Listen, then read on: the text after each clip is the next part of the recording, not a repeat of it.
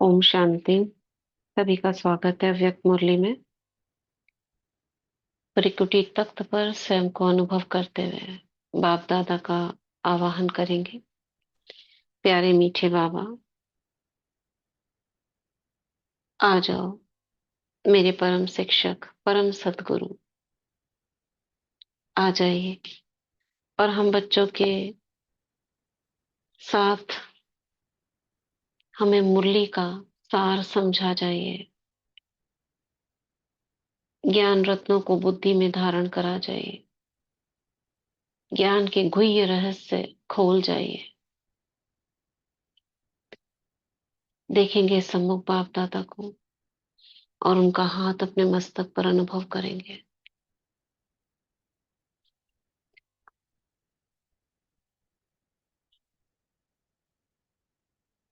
दृष्टि लेंगे और उड़ चलेंगे पांडव भवन, मधुबन, हिस्ट्री हॉल। चेतना को वहां ले जाएंगे। अनुभव करेंगे बाबा सामने बैठे हैं, बाप दादा, और मैं आत्मा चात्रक बन बाबा की तरफ देख रही हूँ। अपनी सर्व शक्तियों को इमर्ज करती हूँ। मैं मास्टर सर्वशक्तिवान हूँ। मुझ में समाने की शक्ति है, समेटने की शक्ति है, निर्णय शक्ति, परखने की शक्ति, मनन शक्ति, समाने की, समेटने की, एकाग्रता की, रूलिंग पावर और कंट्रोलिंग पावर है। सर्व शक्तियों को इमर्ज कर अब हम सुनेंगे। 11/2/71 की मुरली ये चल रही थी। कल हमने शुरू करी थी अंतवाहक शरीर द्वारा सेवा, जिसको हमने पढ़ लिया था, कंप्लीट कर दिया था। बाबा टीचर्स से मुलाकात करेंगे, तो आज हम थोड़ी सी ही मुरली पढ़ेंगे। सतगुरुवार है तो थोड़ा जल्दी जाएंगे, ठीक है? तो आधा घंटे के अंदर मुरली फिनिश करते हैं। रिवाइज करेंगे क्या कहा था बाबा ने अंतवाहक शरीर द्वारा सेवा के लिए। कल जो हमने पढ़ा था, क्या कहा था बाबा ने, बताइए।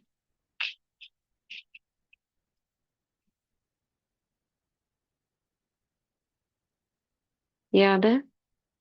क्या नाम दिया था बाबा ने अंतवाहक शरीर द्वारा जो हम उड़ते हैं? उड़ने उड़ने वाला वाला घोड़ा। घोड़ा। हम्म। उड़ने वाला घोड़ा। और क्या कहा था? बाबा ने कहा ठीक है। था कि देखिए हम्म। अपनी कमी कमजोरियों को मिटाने की हम्म। स्पीड बढ़ानी है, हम्म। तभी स्टेज तक पहुंचेंगे। हम्म। स्पीच का मतलब क्या होता है? एक बार की हुई गलती दोबारा दोबारा ना न हो। करना कर। दोबारा ना हो, तीव्र पुरुषार्थ दूसरे शब्दों में। इनकी डेफिनेशंस दो ही मुरलियों में बाबा ने दी है। तीव्र पुरुषार्थ माना एक बार की हुई गलती दोबारा ना हो, और तीव्र पुरुषार्थ माना और एक था ना, समय पर ज्ञान याद आ जाना। हाँ, समय पर ज्ञान याद आ जाए, वो है तीव्र पुरुषार्थ। तो और बाबा ने क्या कहा था? दिलों में झंडा लहराना है, शक्ति स्वरूप को प्रत्यक्ष करना है, संगारी और अलंकारी। यानी कोई भी आपके सामने आए तो उसकी कमी कमजोरी को आप नष्ट कर सको, पतितों को पावन कर सको। बाप समान स्थिति है, और आपके बाप शब्द में इतना स्नेह और शक्ति भरी हुई हो, जो क्या करे, वो अनाथ को सनाथ कर दे, बाबा का बना दे। और क्या कहा था? भाषण की तैयारी नहीं करनी है, किसकी करनी है?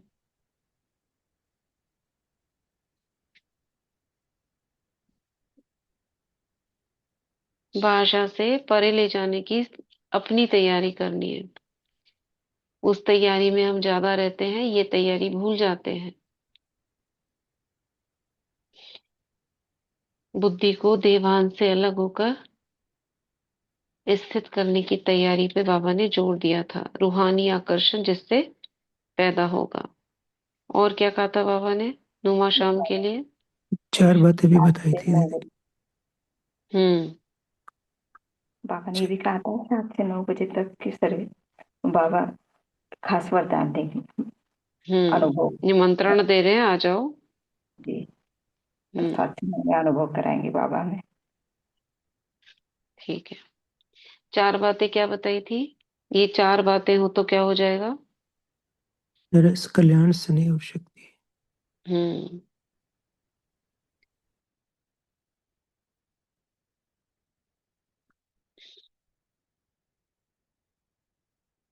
चलो तो आगे बढ़ते हैं। बाबा टीचर्स से मुलाकात कर रहे हैं। इस ग्रुप को कौन सा ग्रुप कहें? जो ग्रुप आया है, बाबा जिसके साथ मुरली चला रहे हैं, कौन सा ग्रुप कहें?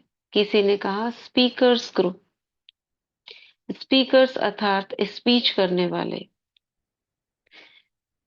अब जैसे होता है ना, जब संगठन होता है बाबा मिलन का, तो उसमें से 1 या 2 आत्माएं आगे, जैसे निर्वैर भाई थे लास्ट में, तो वो बोलते थे, बाबा से कुछ कहना हो तो कहते थे।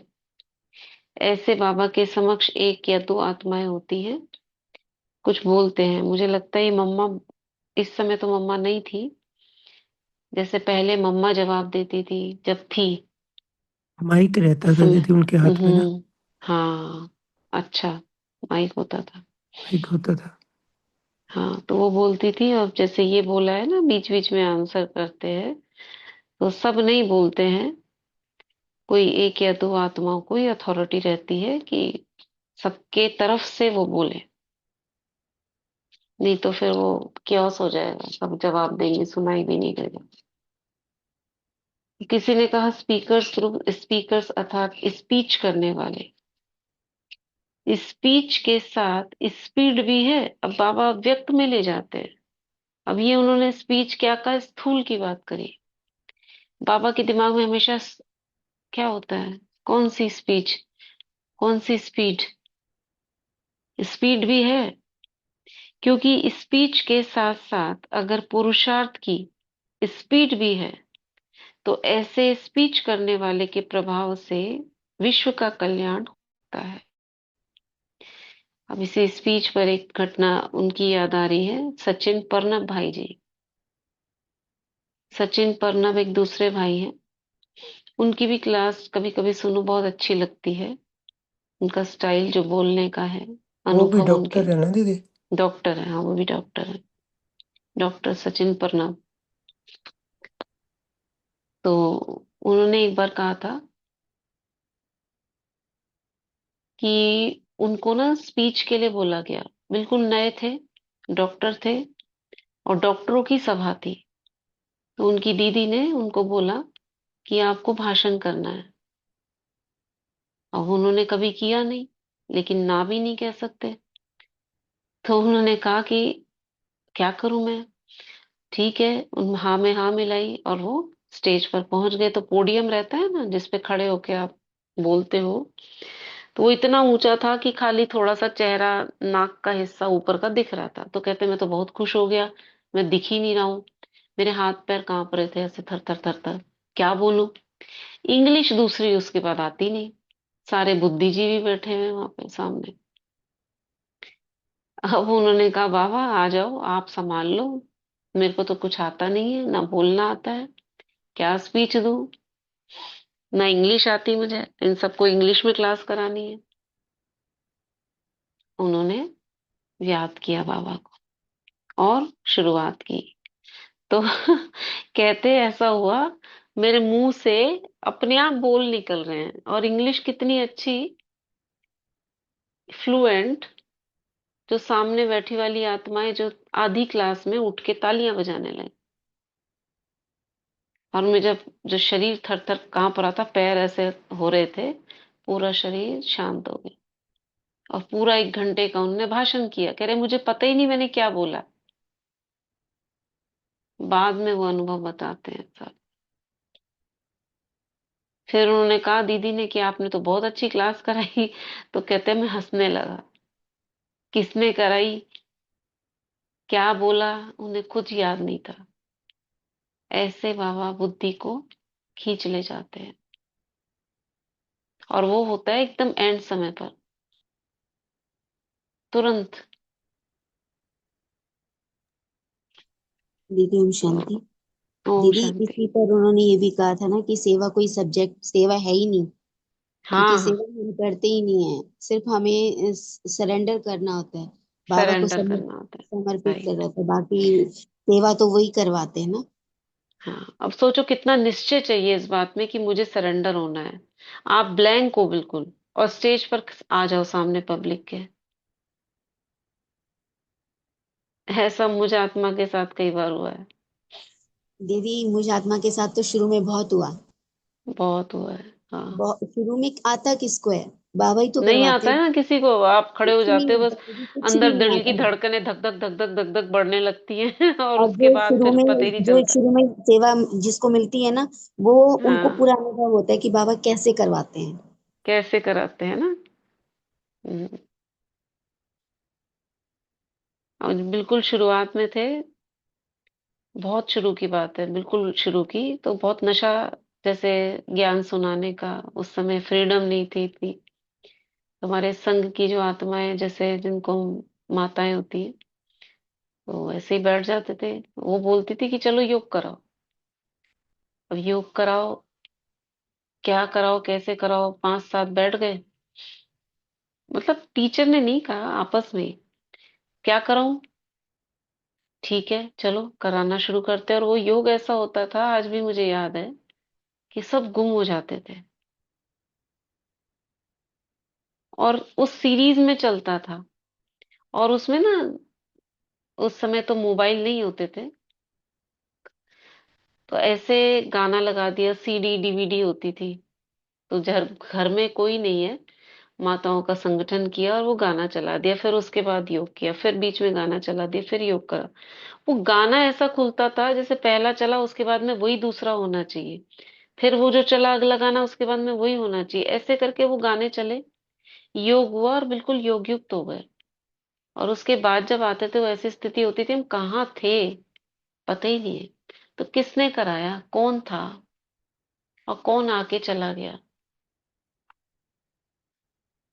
फिर ऐसे कई बार दीदी बोल देती थी क्लासरूम में, मुरली के बाद चलो बैठ के योग कराओ। क्या कराऊं, अचानक से बोल दिया, चलो कोई नहीं, कराना शुरू करा। उस समय थोड़ी सी जैसे इनका घबराहट सी होती थी।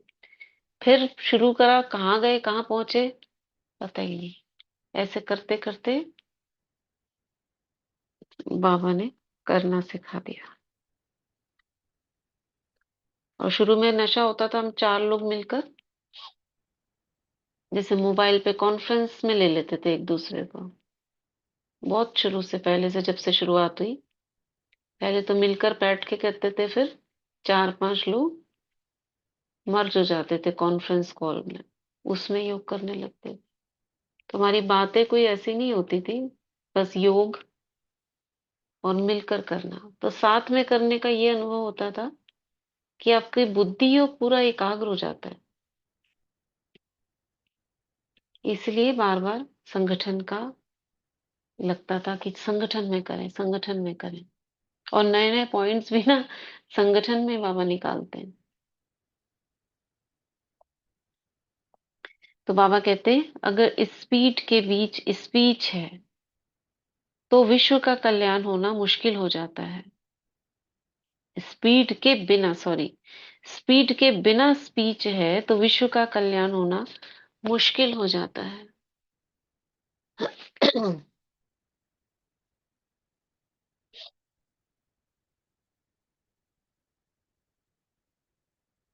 तो ऐसे कहें कि ये स्पीच और स्पीड में चलने वाले ग्रुप हैं, जिन्हों की स्पीच भी पावरफुल, स्पीड भी पावरफुल है। उनको कहते हैं विश्व कल्याणकारी, मास्टर दुख हरता सुख करता। तो ऐसे कार्य में लगे हुए हो, क्या नाम दिया बाबा ने, जिन्हों की स्पीच भी पावरफुल, स्पीड भी पावरफुल, क्या कहते हैं उनको? दुख हरता सुख करता। मास्टर दुख हरता सुख करता, विश्व कल्याणकारी, यानी अन्य आत्माओं की सेवा वाले। ऐसे हो, किनको कह रहे हैं बाबा? टीचर्स को, सामने बैठी। जो दुख हरता सुख करता होता है वह स्वयं इस दुनिया की लहर से भी परे होगा। देखो, विजुअलाइज करो इसको, इस दुनिया की लहर से परे होगा, और उन्हों की स्पीच भी दुख की लहर से परे ले जाने वाली होगी। इस दुनिया की लहर, अब इस दुनिया में भी ना लहरें हैं, लहरें मतलब लेवल्स हैं, एनर्जी लेवल्स, और एक समुंदर एनर्जी लेवल का इधर भी बह रहा है। ये शिवानी बहन बहुत सुंदर बताती, जैसे सीढ़ियां होती है, ऐसे एनर्जी की लेवल्स की, जैसे नदी बह रही है, नदी कहो समुंदर कहो, तो सबसे निचला वाला बहुत गंदा वाला जैसे पानी होता है ना, कीचड़ वाला, ऐसी नेगेटिव एनर्जी का लेवल है। उसके ऊपर उसके ऊपर उसके ऊपर ऐसे लेवल्स हैं। तो जो शुभ संकल्पों में रहते हैं, जो हाईएस्ट अपने एनर्जी लेवल में रहते हैं, वो इस दुनिया के अपर लेवल पे तैरते रहते हैं। जैसे ही आपने नेगेटिव संकल्प किया, आप नीचे वाली लेयर से जुड़ जाओगे, और फिर वहां जो लोग बह रहे हैं, उनकी चेतनाएं तैर रही हैं, वो चेतनाएं आपको टच करेंगी, होंगी कि नहीं होंगी? और फिर वो उनकी एनर्जी भी आपसे कनेक्ट हो जाएगी। इसलिए बाबा कहते हैं अपने एनर्जी लेवल को हाई रखो, यानी आत्मिक स्थिति में स्थित रहो। तो अपर लेवल पर आ गए आप।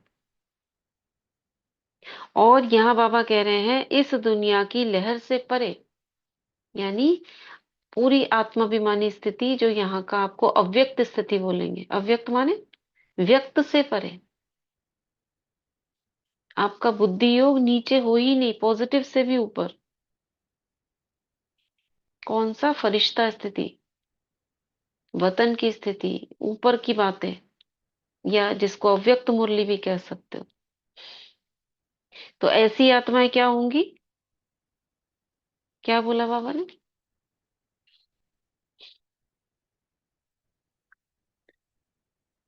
ऐसी आत्माएं क्या करेंगी? उन्हों की स्पीच भी,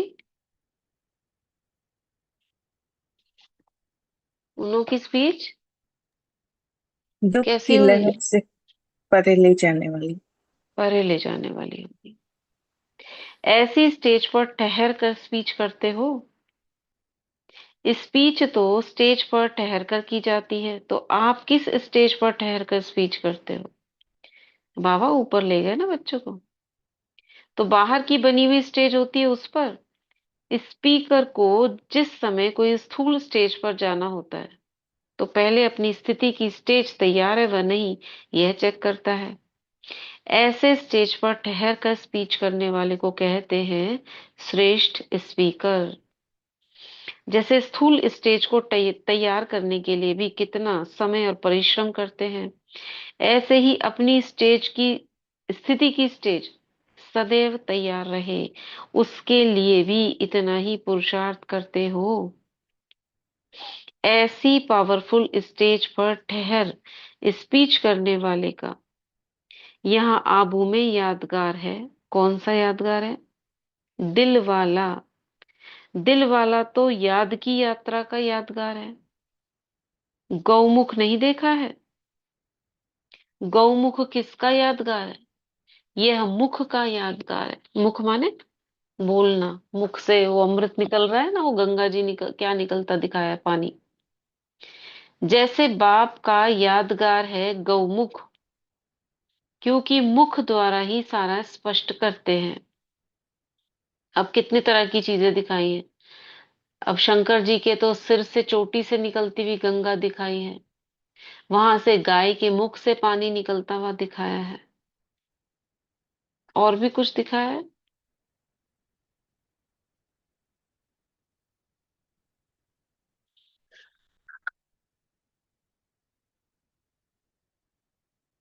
स्पीकर का भी काम मुख से है, लेकिन ऐसे जो श्रेष्ठ स्टेज पर ठहर कर स्पीच करते हैं उनका यादगार है। सदैव एवर रेडी स्टेज हो, ऐसे नहीं कि समय पर तैयार करनी पड़े। एवर रेडी स्टेज होने से जो प्रभाव होता है वह बहुत अच्छा पड़ता है। बाबा कह रहे हैं ऐसे तो आप तैयार करके जाते हो, लेकिन कैसी स्टेज होनी चाहिए? जवाब दो तुरंत। ये वो रेडी होना चाहिए, तैयारी करना हम्म। ना पड़े, सदा तैयारी हम्म। रहे। हम्म। और उसका जो प्रभाव पड़ेगा बहुत अच्छा पड़ेगा, बाबा कह रहे हैं। इसलिए पूछा कि प्रभावशाली हो। इस ग्रुप को प्रभावशाली ग्रुप कहें, सभी सर्टिफिकेट देंगे।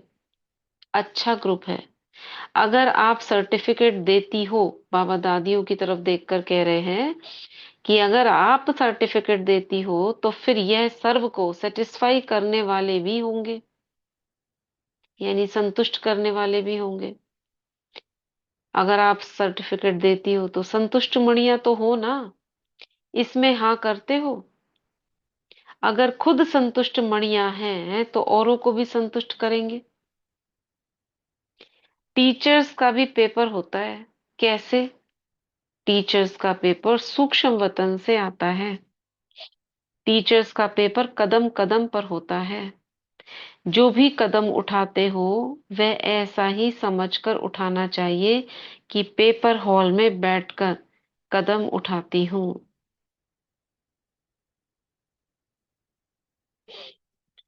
ठीक है ना? कैसा होना चाहिए? पेपर हॉल में बैठकर कदम उठाती हूँ। एक मिनट।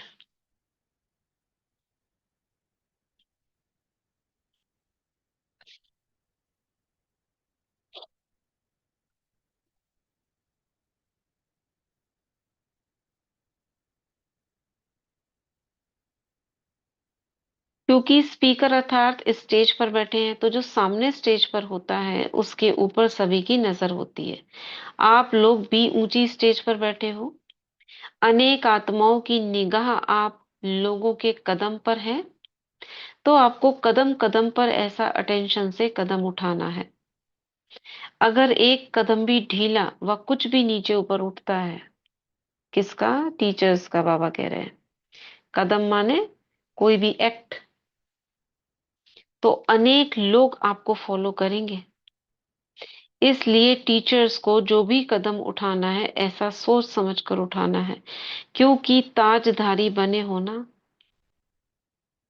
ताजधारी बने हो यानी जिम्मेवारी का ताज है ना आपके ऊपर। जिम्मेवारी का ताज, जितनी बड़ी जिम्मेवारी उतना बड़ा ताज। तो जो भी जिम्मेवारियां मिली हुई हैं तो अपने को ऐसे निमित्त बने हुए समझकर फिर कदम उठाओ। कभी अलबेलापन नहीं। ताज व तख्तदारी बनने के बाद अलबेलापन समाप्त हो जाता है। अलबेलापन अर्थात पुरुषार्थ में अलबेलापन। इस ग्रुप को सदैव यह समझना चाहिए कि जो भी कदम व कर्म होता है वह हर कर्म विश्व के लिए एक एग्जाम्पल बन करके रहे।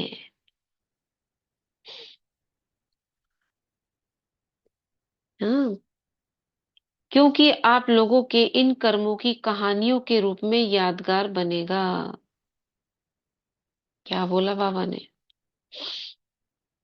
जो कर्म अभी टीचर्स बहने या बड़े निमित्त जो समझ रहे हैं वो करते हैं, तो उन आत्माओं की जो कर्म एक्ट है वो क्या होगी? यादगार रूप में बन जाएगी। आप लोगों के यह चरित्र गायन योग्य बनेंगे। इतनी जिम्मेवारी समझ कर चलते हो। यह इस जिम्मेवार ग्रुप की विशेषताएं हैं।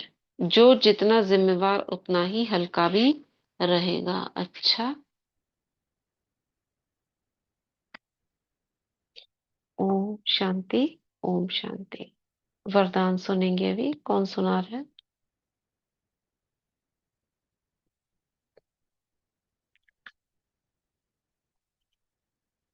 शांति दीदी। सुनाए दीदी? बढ़िया। बाप दादा का वरदानी हाथ हम सब अपने सर पे अनुभव करेंगे और बाप दादा से आज का वरदान लेंगे। आज का वरदान, एक रस स्थिति द्वारा अतीन्द्रिय सुख की अनुभूति करने वाले सर्व आकर्षणों से मुक्त भव। एक रस स्थिति द्वारा अतीन्द्रिय सुख की अनुभूति करने वाले सर्व आकर्षणों से मुक्त भव। जब इंद्रियों के आकर्षण और और संबंधों के आकर्षण से मुक्त बनो, तब अतीन्द्रिय सुख की अनुभूति कर सकेंगे। कोई भी कर्मेंद्रिय के वश होने से जो भिन्न भिन्न आकर्षण होते हैं, वह अतीन्द्रिय सुख व हर्ष दिलाने में बंधन डालते हैं। लेकिन जब बुद्धि सर्व आकर्षण से मुक्त हो, एक ठिकाने पर टिक जाती है, हलचल समाप्त हो जाती है, तब एक रस अवस्था बनने से अतीन्द्रिय सुख की अनुभूति होती है। आज का स्लोगन, अपने बुद्धि की लाइन सदा क्लियर रखो तो एक दो के मन के भावों को जान लेंगे। अपने बुद्धि की लाइन सदा क्लियर रखो तो एक दो के मन के भावों को जान लेंगे। शुक्रिया बाबा, शुक्रिया दीदी, शुक्रिया आप सभी ओम आत्माओं शांति, का। ओम शांति, ओम शांति। ठीक है, अभी हम वाटर चार्ज करते हैं। दोनों हाथों को रब करेंगे। मैं मास्टर सर्वशक्तिवान हूँ, मैं मास्टर सर्वशक्तिवान हूँ, मैं मास्टर सर्वशक्तिवान। जल लेंगे हाथ में। बाबा से कनेक्ट होकर विकुटी से निकलती हुई किरणें। मैं पवित्रता का सूर्य हूँ। 21 बार।